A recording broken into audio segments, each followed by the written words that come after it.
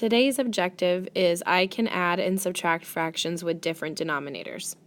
If you think back to lesson 116, we worked on taking two fractions with different denominators and creating like denominators or common denominators by finding the smallest multiple that each denominator would go into.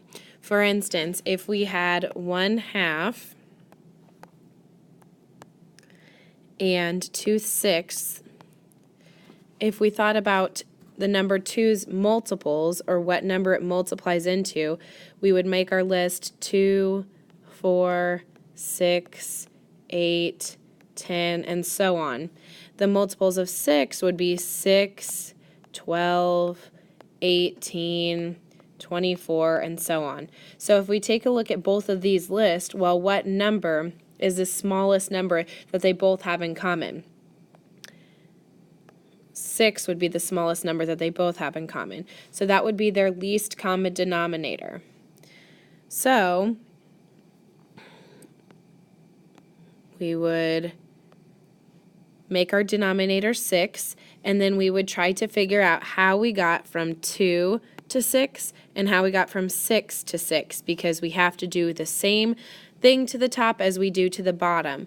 So from 2 to 6, we know that 2 times 3 is 6, so we have to take the top by 3 as well. So the 1 times 3 is 3, and then we multiplied by 1 down here to get to 6, so we have to do the same thing to the top. 2 times 1 is 2. So now I have made two fractions with common or the same denominator. In this lesson, it's taking it a step further. So the reason why we would need a common denominator is if we wanted to add a fraction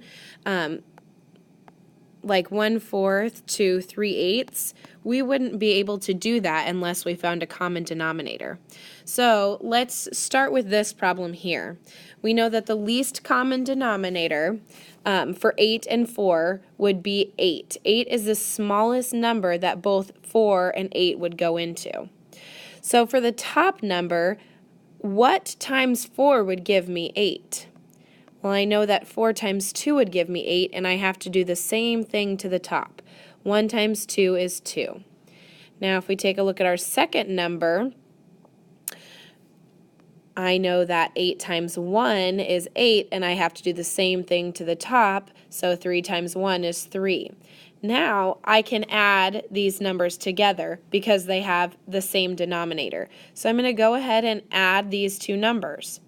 Remember, our denominator stays the same, and we add the top two numbers.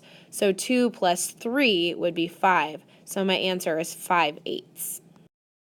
For this next problem, I'm going to read a story problem and walk you through the steps to solving it. So the story problem says, Chuck looked at the clock and saw that the lunch bell would ring in 5/6 of an hour. Chuck looked at the clock again 1/2 of an hour later.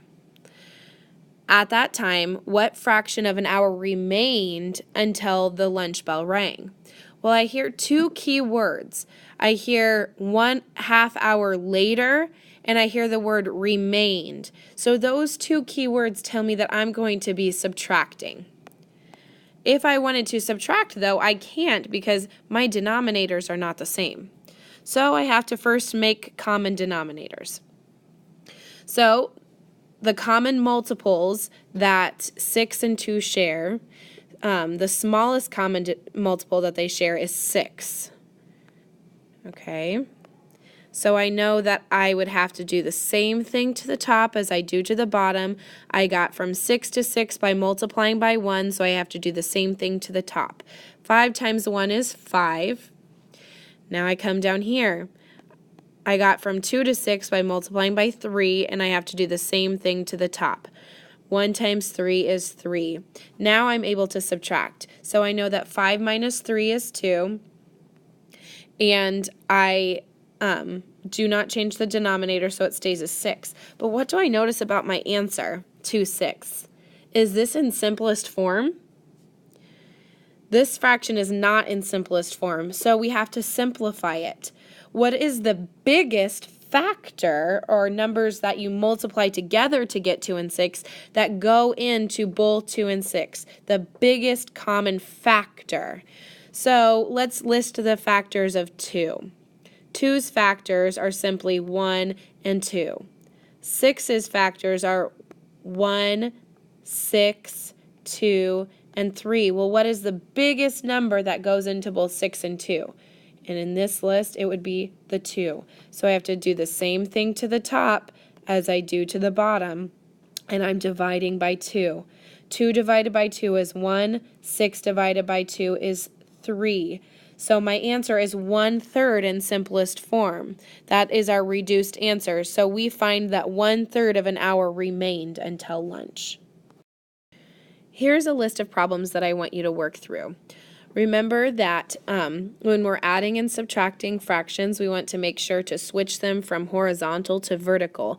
We also need to make sure that they have a common denominator. So you need to find the least common multiple, or the smallest multiple that these denominators share before you solve. Pay attention to the symbols. Are you adding or are you subtracting? When you're finished with these 4 problems, come and show your teacher.